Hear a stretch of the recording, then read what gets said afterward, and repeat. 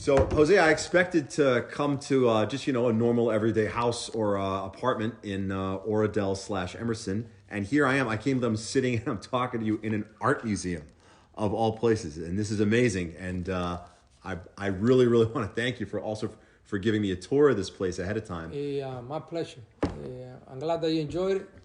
Some people, they don't appreciate art, or they don't appreciate the fact that they can, see this beautiful place. So, and you said it used to be a carriage house before it was a museum. Used to be a carriage house, and they turned it into a museum. It is kind of like a hidden jewel, a hidden gem, yeah. And I guess they want to keep it that way for whatever reason they might have, but it just is.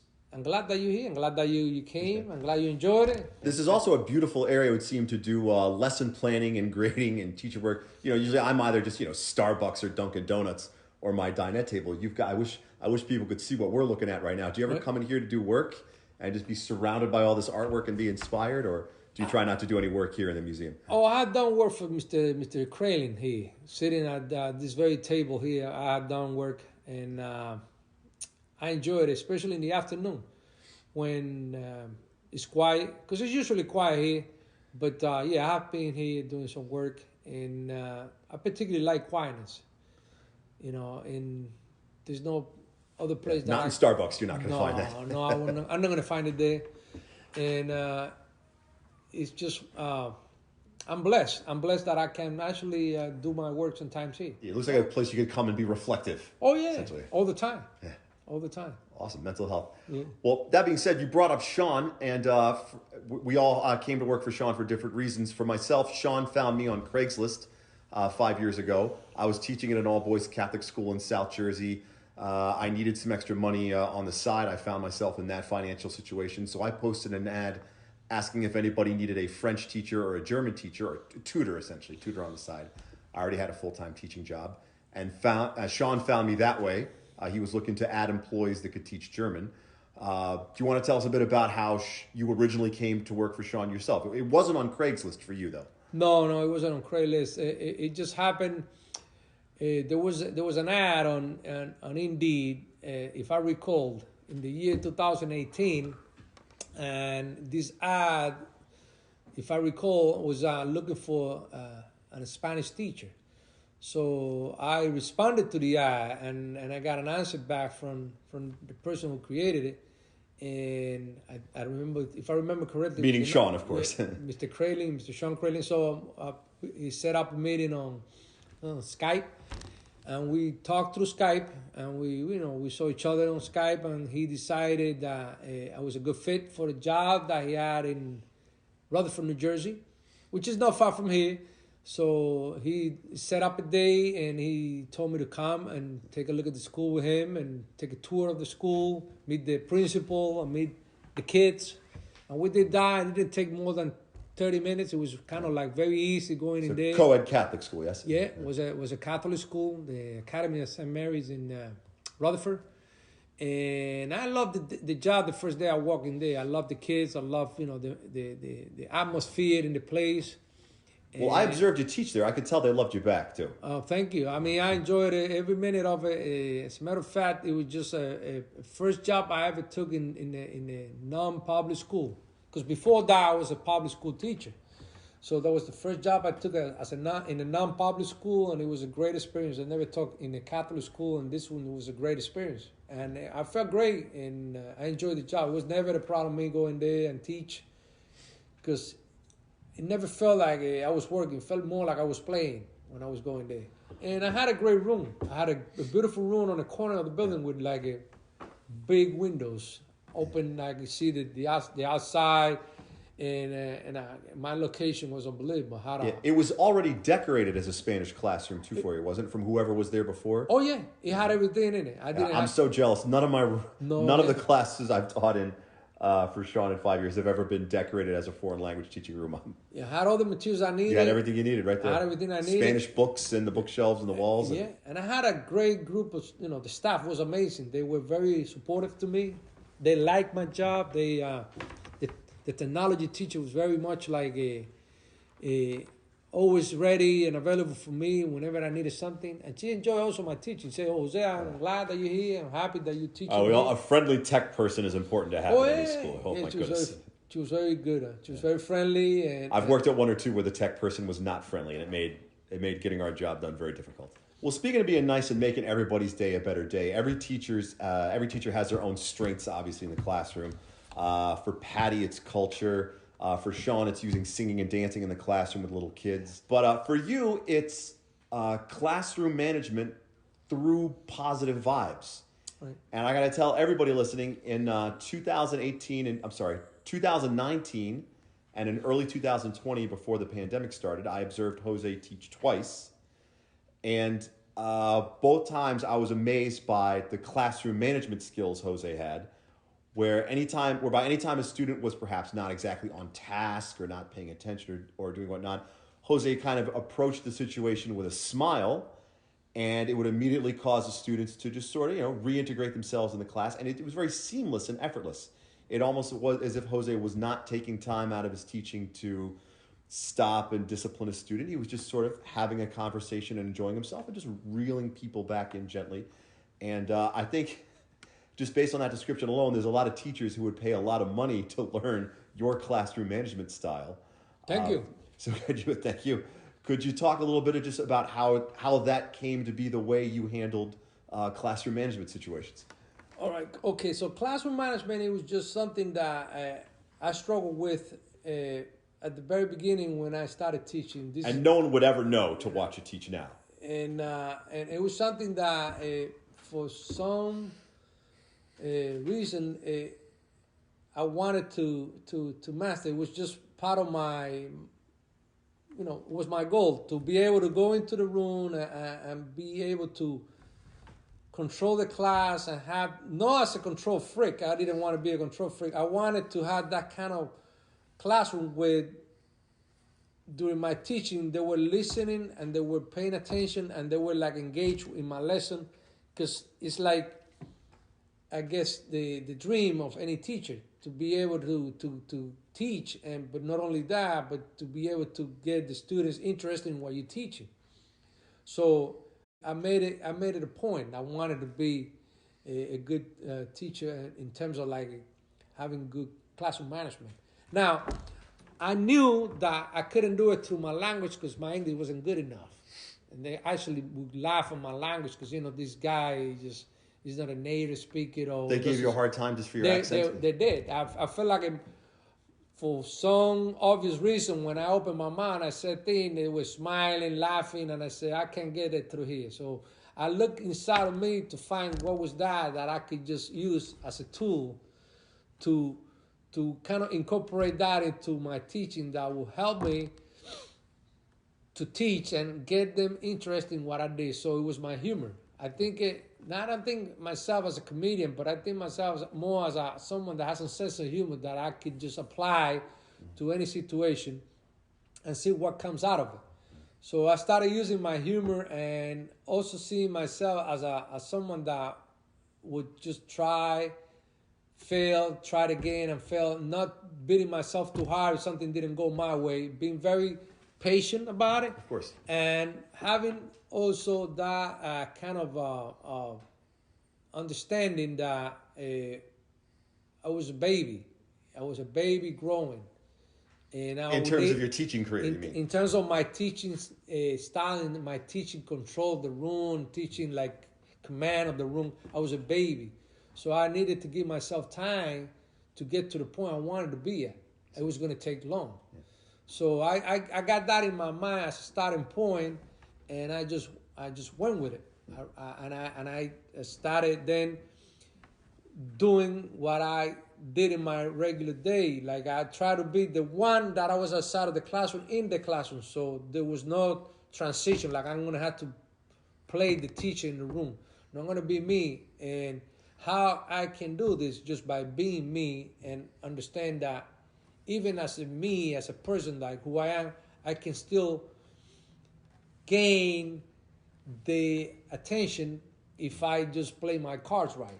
So it sounds to me like you just did a very good job of really not taking anything personally ever. No. There was no ego interview. You were able to leave your ego out of the situations, not view student misbehavior as an attack on you personally.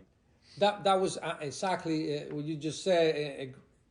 One of the things that I put it right in on the top of my list.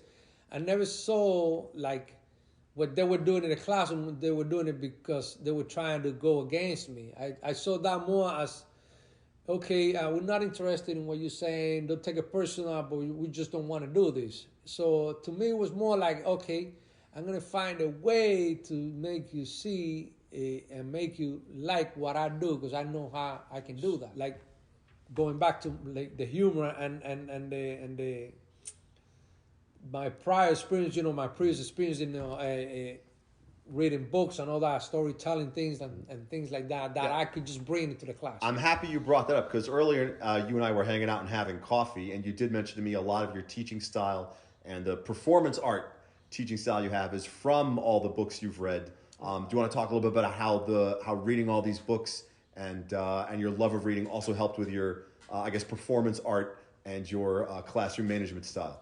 Well, I think that reading all these books since I was a kid, it just gave me that kind of like a imagination where I wanted to share that with people. I needed an audience to share with, and what a better place than in the classroom.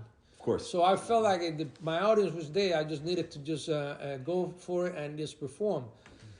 So when the class wasn't going my way, let's say I had a lesson plans designed for a day, and I would go and I would find that the kids didn't want to hear me that day. They didn't want to get engaged with what I was trying to teach. I said, well, I got a plan B. So I got all this in my head that I had to just let out, and it was just a story that I would tell them.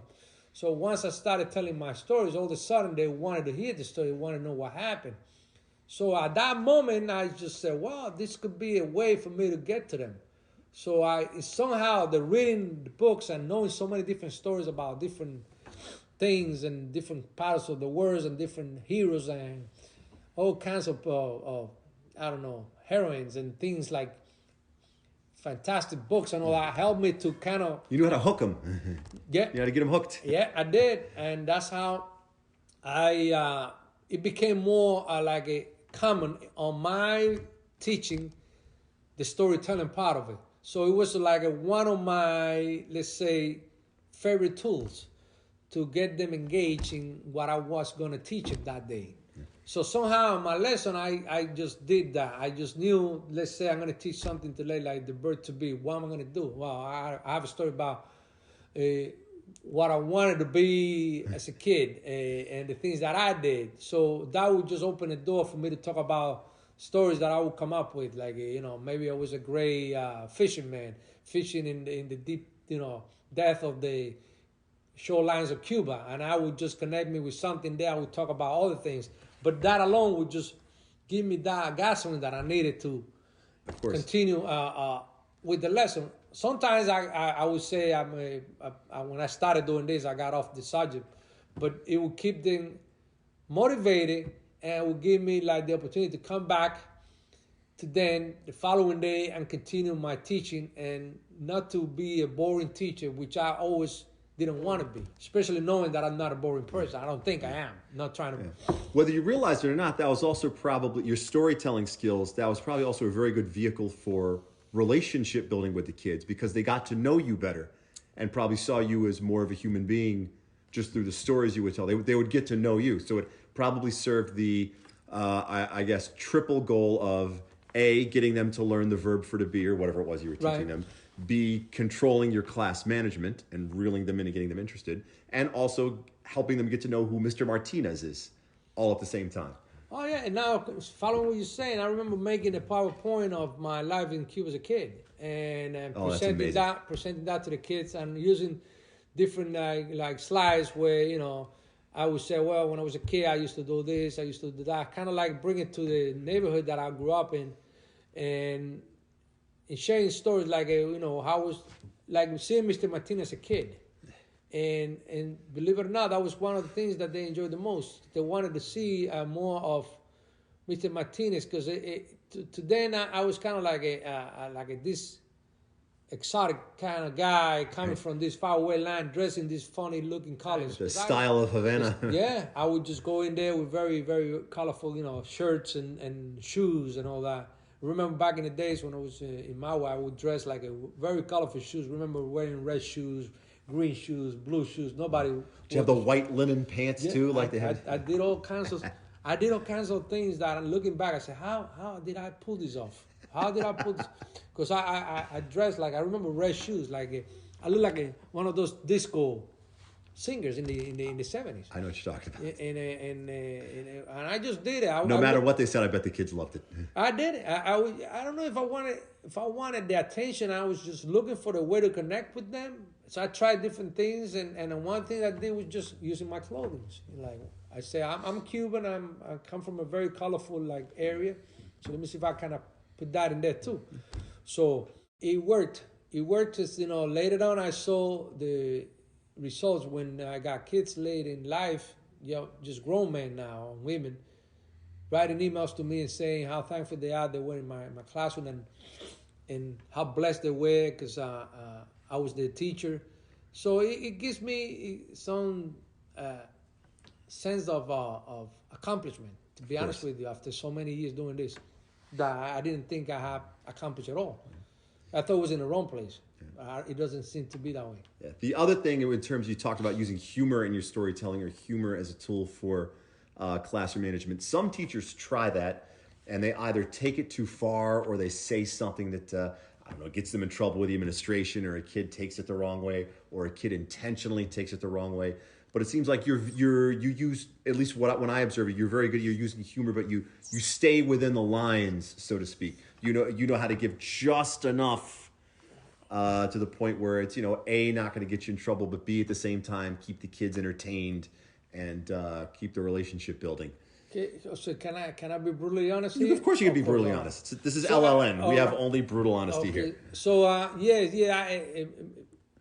Adam, you're saying something very, very, very true here. So sometimes when you're in the class and you're trying to do, saying funny things in the class and can get you in trouble. I'm one of those people that I got in trouble many times for doing it. When I first started teaching, I would just sometimes not choose the choices of words properly, and it would land me in a bad place, which I was able to defend later, with the administrator when that situation came. But like you said, when you first came to the States, you were struggling with English a little bit at first, so to speak. No one can really even pin that on you. But I never was afraid because I knew in my heart that I didn't mean any harm to anybody. So I never stopped using it because I knew deep inside of me that what I was trying to do was just trying to make the kids grow. Of course. As human beings. So I kept on doing it until I found out that I was able to do it and keep myself within the confinement of the classroom without being inappropriate, without getting to a subject that would be kind of like a controversial, and being controversial, talking about things you're not supposed to talk with the kids in the classroom, and there's certain things you don't want to bring into the classroom because it's just your private life. Indeed. Sharing things with the kids doesn't mean you're sharing your life with the kids, like what's going on, with your wife, your spouse, your kids. You just share who you are as a person. Yeah. And doing that could be tricky if you don't know what the limits are. You have to know that, you're just teaching them about you, but at the end of the day, you're just there to teach them a language more than anything else. So I always knew in my head that the bottom line was to teach them Spanish. Of course. I'm every day I'm doing it. Even up to today, I'm still joking in the classroom. I talk about myself in a way that is going to encourage them more than anything else. Well, I know you well enough, and I've observed you enough times where I know that anything you say to the kids is coming from a place of love. Right. And I'm sure the kids can smell that too. Oh, thank you. So I doubt you have anything to worry in that regard. Yeah. I mean, I see them like as what they are, kids, and I understand they are easy to impress. They're very impressionable, and they go to their parents and they tell them what's going on. They talk about their teachers in the good and the dining bad. room. Yeah, exactly. So you're gonna be the topic of the conversation if you don't play your cards right and Well, that's usually the first thing that comes up at the dinner table with teenage kids, isn't it? Like, hey, little Johnny, how was school today? Right. That'll be. I asked my son. Well, my Spanish teacher said X, Y, and Z. Yeah, I mean, it's that's what I do with my own son. I ask him about school. How was school today? Tell me anything new. Tell me something that even make something up if you have to. But just tell me something about the school. I always do. I like that. Make something up. Make something up. If nothing happened, make something up. Do something that say something that. Well, that probably entertainment. prompts him to say something real that did happen. Yeah, it has, because sometimes he just doesn't feel like saying anything to me, and I notice in his eyes that he's tired. He doesn't want to be bothered, but I know there's a way to get to him by saying, "Make something up, make something up." I would just want to laugh because I need to hear some entertainment. So he has done it many times. I'm sure. Yeah, I keep him on his toes. Yeah, it's having a son has probably also made it a teenage son in your case. Is probably, I'm sure you must feel at some point you've learned some things from your own son that you've been able to apply in the classroom. Like, oh, I see my own teenage son is this way. Perhaps I could use this with my own students. Or do you not feel that's the case? Basically, I don't want to sound like I'm preaching about this, but having a son gives you more awareness of your teaching job. And I don't want to say that people that have no children, they have no idea about it, because I will be kind of like generalizing an idea that I have no idea about it. In my own personal case, having a son has opened my eyes to situations in life where I'm more understandable of certain students when they behave in a certain way, and trying to see, well, this might be coming from something that is happening home or whatever in their life that is making them behave in a certain way. More understandable of the situation. Having more patience. Not like I don't have patience, but I'm becoming even more patient now than I was before because of my son. Be more, okay, so I'm going to have to take a deep breath now again. Before I was very much, quick to react and make a decision. Now I take another step back. You have a lot more patience. Perhaps you see your students as this is someone else's son, this is someone else's daughter. Oh, yeah, definitely. Experience is very important in teaching. It's a very important thing, and that comes with having a family even more. And if you apply what you see in your own life to your job, in this case teaching, you will see they're very similar. There's not much difference. Teaching is like living life. Between being a teacher and a parent, you're saying. Yeah. Exactly, thank you. But seeing when you live your life, you live in a house, you interacting with your family, and then you in the school, you interacting with kids. There's not much different. You're just interacting with people, and the people element is always there, and they come into the job. This is the job to learn with the problems and the situations, and you have to be aware of that. They're not robots and machines that they come in there and they're going to take everything like a computer that is taking information in and just load the computer and then just the computer's going to do the job. No, this is living thing.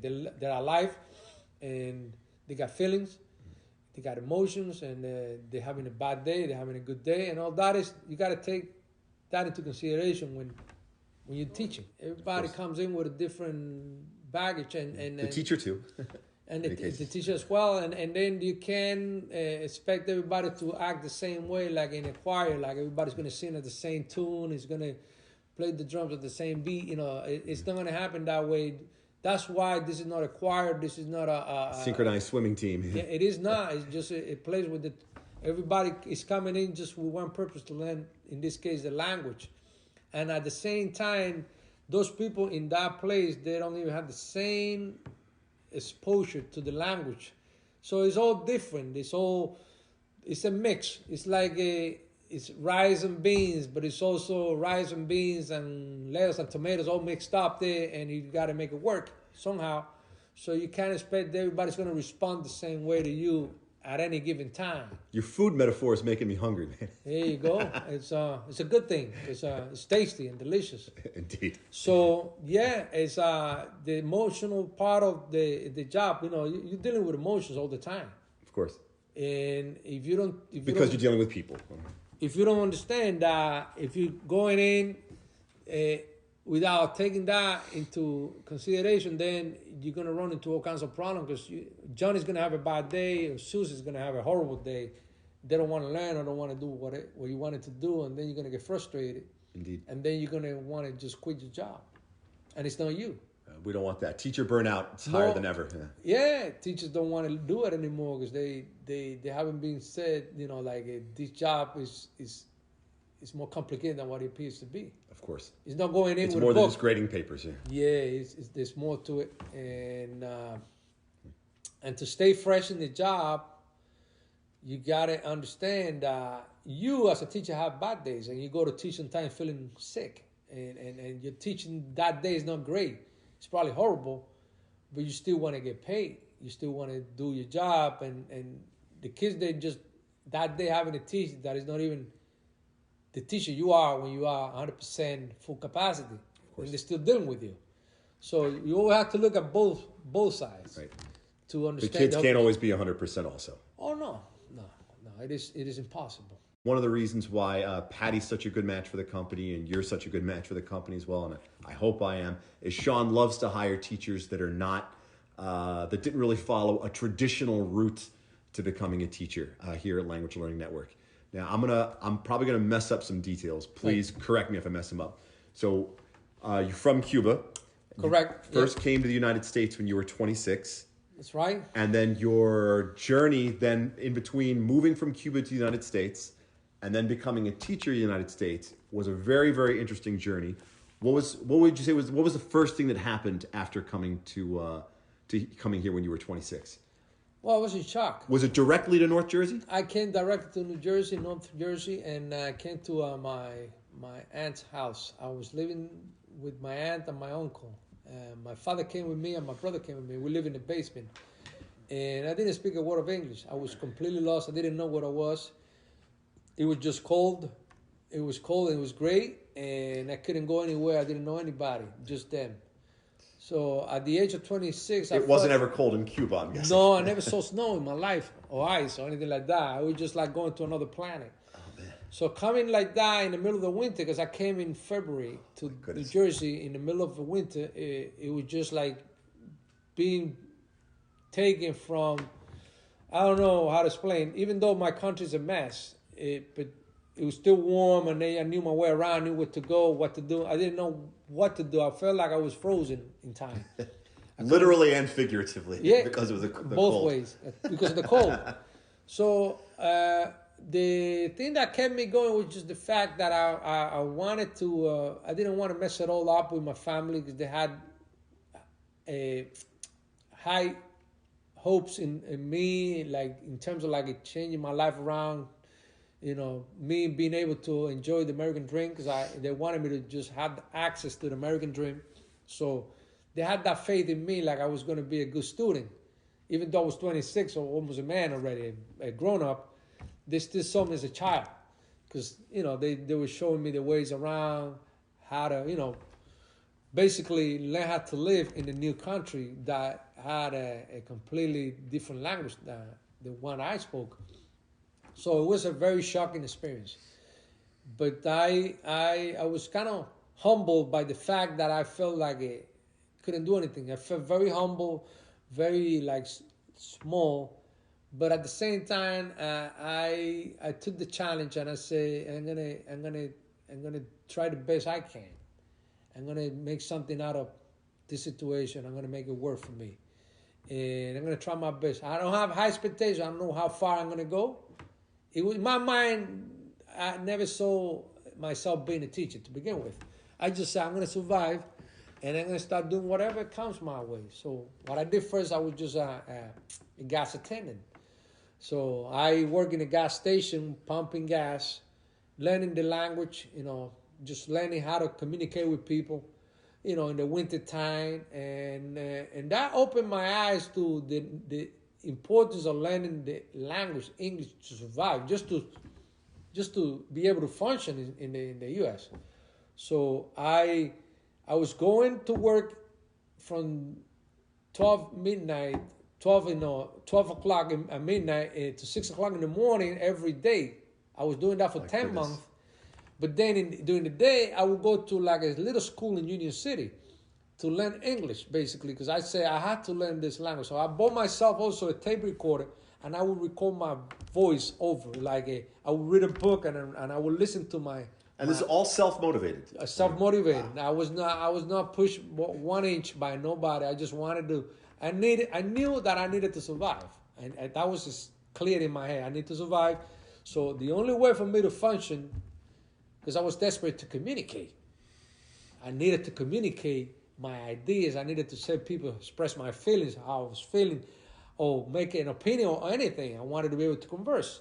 So I said, I'm going to do this. So I put myself in a school to learn English.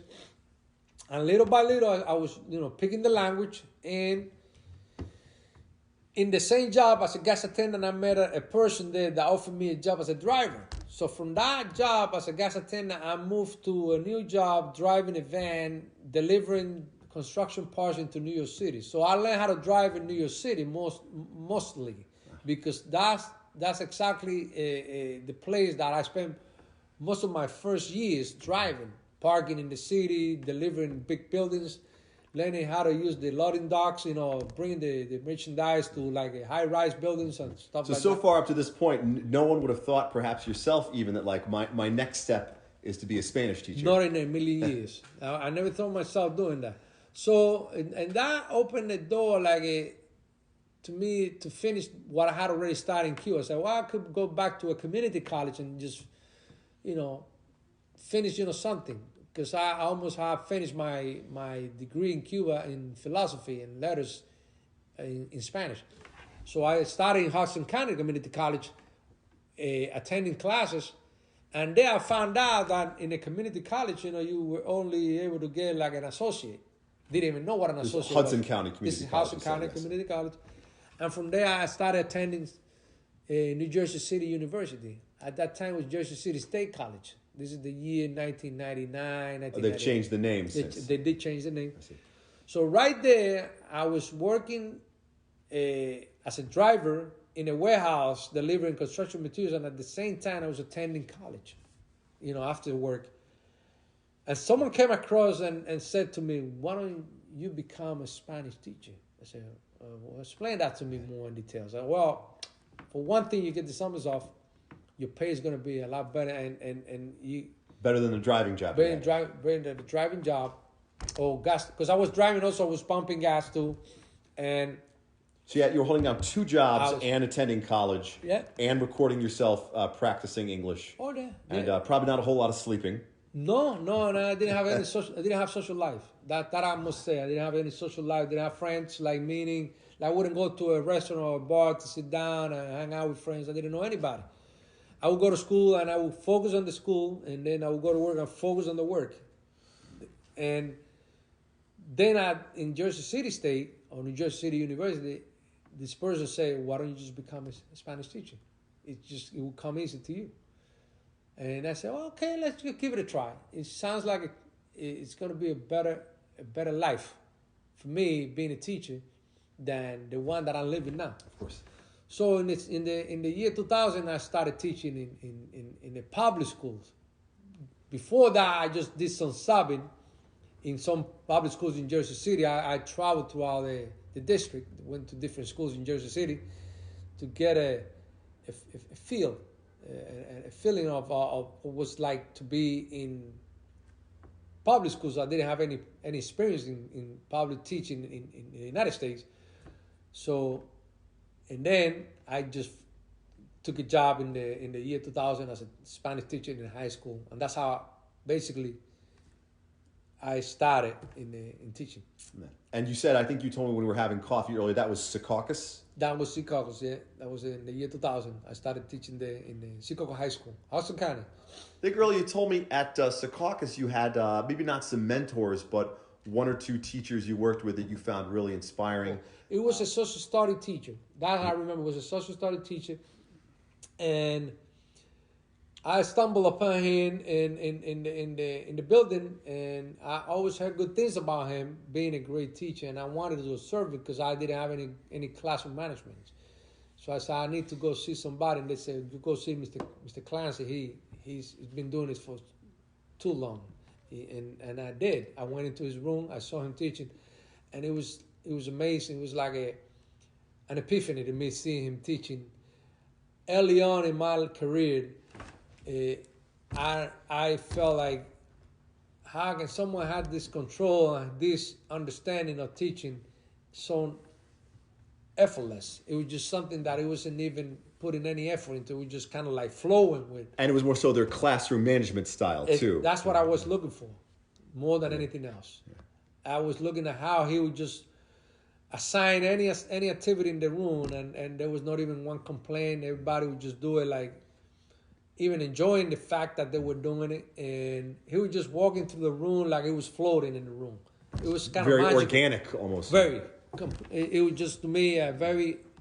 It would never get out of my head. Did you ever find an out, perhaps, like, did he just happen to have a very good relationship with the kids? He had done the relationship building, or was he just so famous and well known at the school by that point, by sheer nature of how many years he had spent there, or was it just charisma, just natural? Do you think? Did you ever really find out what it was, Mr. Clancy, since we don't know his first name? Yeah, I would say Mr. Clancy. I think it's all of the above. All of the above? I think he would just had all those components.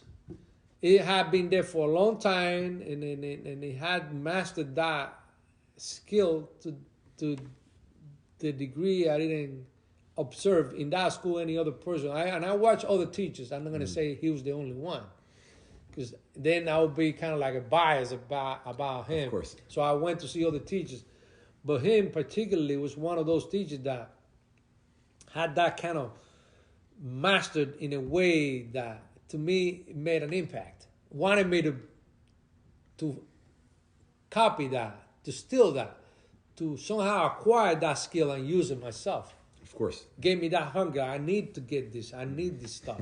So not only was this Mr. Clancy you worked with very inspirational, also one thing I noticed when in your class, so this was just in terms of classroom management, also something I noticed when I was in your classroom was the way you were able to take other teachers' materials, or at least other LLN teachers' materials, and very seamlessly incorporate them into your lesson.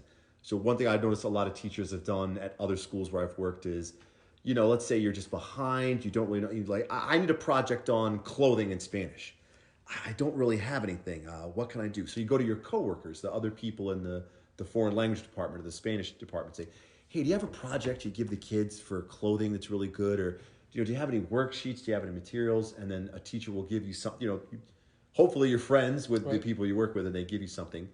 And then you try and you take someone else's project and someone else's materials, and it works, it gets the job done, but it's not yours, it's not organic, and maybe the lesson just doesn't fit your personality. But I remember I watched you teach, and then you taught your lesson. This was at St. Thomas in Rutherford. Mm-hmm. And then I think you had what was Sasha's slides on all the tools in the kitchen, and you projected them up onto the Promethean board for the kids. So the Spanish word for mixer and the Spanish word for refrigerator and a Spanish word for spatula. I'm pretty sure they were Sasha's. And you very seamlessly showed those to the kids and incorporated. And then you took something that Andrea, another one of our Spanish teachers, had recorded, and you played Andrea's voice speaking in Spanish for the kids. And you said, here's another Spanish voice besides mine, so you can see the different way that these things are pronounced. And you just sort of did a very good job of tying all these other teachers' materials together to make a lesson. But it was done in such a way that it was still yours, and it still felt very organic and like it was your lesson, even though it was made of all these other teachers' moving components. Well, we all stealing from everybody. In this job, you have to be a great thief. You gotta look for other teachers' materials. Sometimes they have better ideas than you have, or they have exercises that you can come up with. So how you make those yours it's a simple thing. It just understanding that your style doesn't necessarily change when you're using other people's materials. You made it your own. Oh, yeah. And by just sort of sticking your own personality in and being yourself. But there's a lot of teachers that can't do that. I've tried using other, I'm embarrassed to say this, I've been teaching for 21 years, and I've tried using other teachers' lesson plans and projects before, and let's say 8 times out of 10, at least I feel it comes across as very inauthentic in my classroom. I mean, you just kind of do it naturally. Is there a way that you found, or a methodology you found to inject your personality into other people's lesson plans? Well, one thing that helps you a lot when you're using other people's material, you have to take, when you're teaching them, you have to be prepared for like the whole thing going wrong. Mm-hmm. It could just go wrong, and be prepared for failure. Even if you succeed, you got to be prepared for failure. And that's a good practice when you're doing things that are not yours, and take it with a grain of salt. Like if you're going into the room and let's say you're using somebody else's material, first of all, is you're trying something new. And it doesn't maybe happen right the first time, but you go the second time. So this is something that I had done on a regular basis. I use people's materials. Oh, you had already used Sasha's slides in the past, all the materials I had done it like it, because I see how they can be incorporated. There had been some trial and error with it. And I'm thinking about the learners, not about me. Mm-hmm. I'm just a communicator. I'm just got the material and I give them to them. So I said, which is going to be good for Peter? Peter might like, Sasha style, because I can see it goes to understanding people more than the subject. It's just connecting now Sasha with the student, Peter, because the personality that I like, maybe what material she got is more suitable for him than what I'm going to teach him. So I'm not thinking about me when I'm teaching. I'm thinking about the whole group of people, and me included. I'm the leader, but at the same time, I'm learning with them. So you go in a room, you're teaching, but you're learning too. You're learning to discover like what this person likes, what that person likes, what is good for this person. But to do that, you have to go and use other people's materials. So you're getting a helper there. You're getting help without paying for it, because it's just something that is available to you. And this program, Language Learning Network, offers that opportunity that you can pick and choose whatever you want. And you don't have to think hard about it. You just got to look at the people in the room and see what is available there and connect those two. Yeah. And to be honest with you, and then you give that flavor that is personal when you present it to them. Of course. Is it not a matter of, you before class, let's say the first time you ever used it, it's not a matter of you took it, flipped through it a whole bunch and said, okay, this is good, but I'm changing this. This I'm taking out, but I'm going to present it differently. Or did you just kind of, I'm going to throw this in, see what happens? I'm going to throw this in. I'm going to throw this in, and let's say I'm teaching like the verb to be, and Andrea is just doing a video on like how to conjugate to be, and I like the way her voice sounds or how she talks in the video itself, the way she sounds, and they just start listening to my voice. So let me just throw another voice there, and it might throw them in a different zone that I haven't seen before. You got to be ready for the unexpected, like see what happens afterwards, like when you present something that you're just trying, basically. Of course. And since I've done it many times and I've seen different results, I'm not afraid of doing it. You can't be afraid. It's something that in teaching, you can't be afraid of making mistakes. Not even if you've been teaching 50 years. Of course. You got to go in and try new things. That's how you keep yourself fresh and learning and enjoying what you do, because it's not about you. A lot of things can go wrong in a lesson, and you have to improvise. So I guess teachers should be aware of like improvisation should be part of their lifestyle. You got to improvise and be ready to change your lesson plan on a blink of an eye. Notice, yes. And be okay with it, and be okay with a lesson going completely bad and not doing what you wanted to do. Like if you wanted to do X, Y, and Z, and you did only X and did it wrong, you just understand that things happen. We are subject to things that we cannot control. Of course. When you control one thing, for that one thing you control, there are 100 billion things you cannot control. You always got to be ready for failure. Think about the Brothers Grimm. These are great writers. They wrote like a story for little kids. That always at the end of the story, there was a sad moment. Yeah. I'm teaching the Brothers Grimm fairy tales now to one of my adult German learners. Yeah, because the Brothers Grimm is always at the end. There was something happening. I remember one particular story when they were like I don't know if about ducks or swans that they were like a turn into they were princess or prince turned into ducks or swam, and then at the end of the story, they all came back to the original form. But one of them, the hand or one part of the body came out like all twisted, and it was like a sour ending of the story, which is something that is a very common thing on the Brothers Grimm stories. But there was a lesson to be had, I'm sure. Of course, that's thing. Yes, it's the lesson that I always carry with me. That the things that happen in life sometimes, or most of the time, happen whether you prepare for it or whether you think you have full control of it in your head. And these things that happen because it's life. Life is happening, and you can't control them. Indeed. And you have to be ready for that. Of course. Well, Jose, before I leave you alone and let you enjoy the remainder of your Thursday, is there anything else you would say that just what you hope for the remainder of the school year, what you hope you accomplish from now until the middle of June, expectations for your advisees or for LLN? Right. I'm very happy with what is happening at the job that I'm, teaching at the school that I am. This is a new assignment to me, teaching like in a school where all the students have some kind of I would say learning disability. They all at different levels in the classroom, and being able to see them like producing language amazes me. Like how from September to now, the end of March, I've seen the progress that some of these kids have made. Even though like I said, they have like some serious disabilities, including autism. I don't know to which spectrum they have it, and learning disabilities like cognitive and emotional disability. I mean, all different kinds of disabilities that hinder the learning, and I see them coming. Well, then the progress they've made is a sign if you're teaching them. I think it because of not only that I'm trying to like I said, I see what is in the room. I try to connect with them, but also the program itself is suited for what we're doing. It's not rigid. It's not like something that you have to go in a book and teach by a book.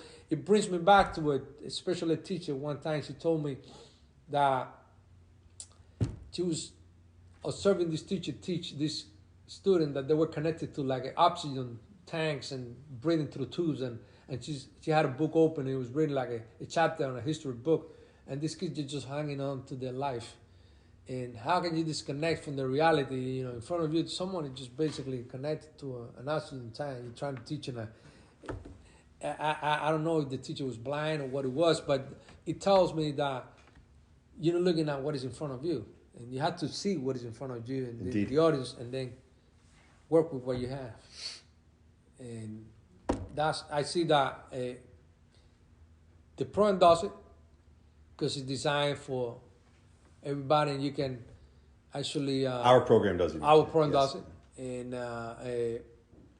hopefully it continues growing like in that direction, where they keep adding more of that same idea of assignments and activities that kind of like it covers all kinds of people, because learners are all different. Well, that's what Sean's doing right now with his other company, Reg. And I'm just learning this now. There's just so many things I don't know about. I gotta. Sean's got his hands on a lot of baskets. Yeah, I can see that.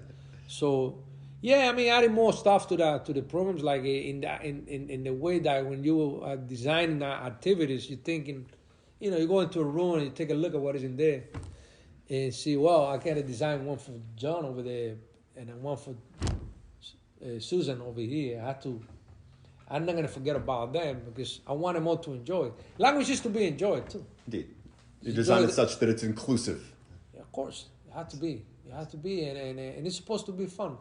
And I got a kid coming to me and every day, and I want to share this with you now, Adam, that he says to me, and it makes me feel great, Mr. Martinez, you're my favorite teacher. And this kid, it says that all the time, on a regular basis. You're my favorite teacher. And that keeps me going. It does, makes me feel like good. Even one particular teacher, he also brings me to the story I heard many, many years ago.